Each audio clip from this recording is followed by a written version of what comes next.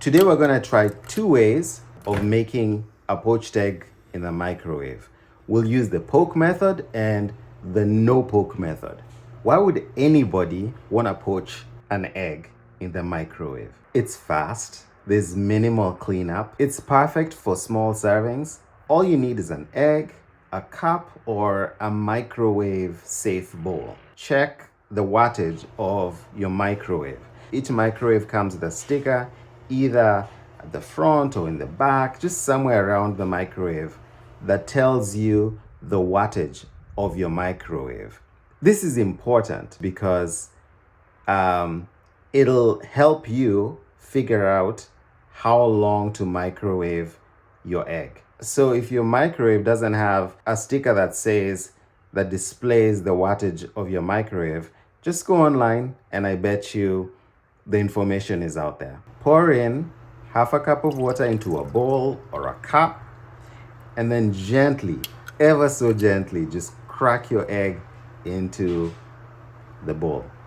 With a toothpick, just poke the egg yolk and then microwave your egg. So no matter what wattage your microwave is, my personal recommendation is that you start with 45 seconds. And if you don't like how it looks, just add more time. Add 10 more seconds, add 15 more seconds. You can always add more time.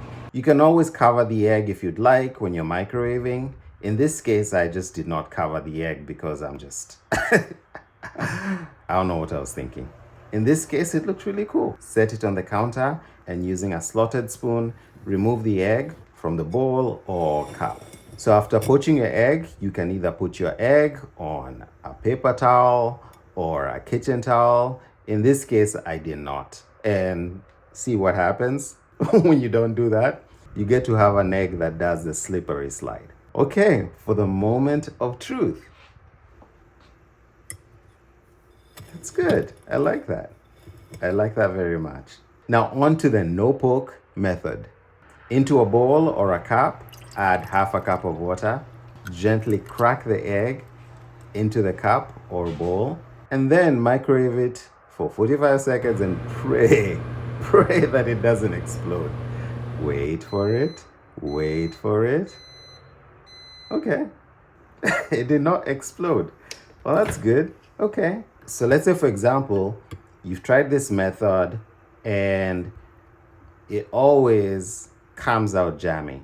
My recommendation is that you microwave it for like 5 seconds less. So if I had to choose between the poke method or the no poke method, I'd pick the poke method because I just don't want eggs exploding on me.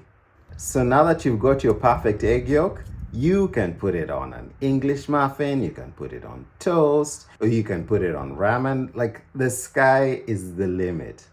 Thank you for watching this video, and I will see you on the next video.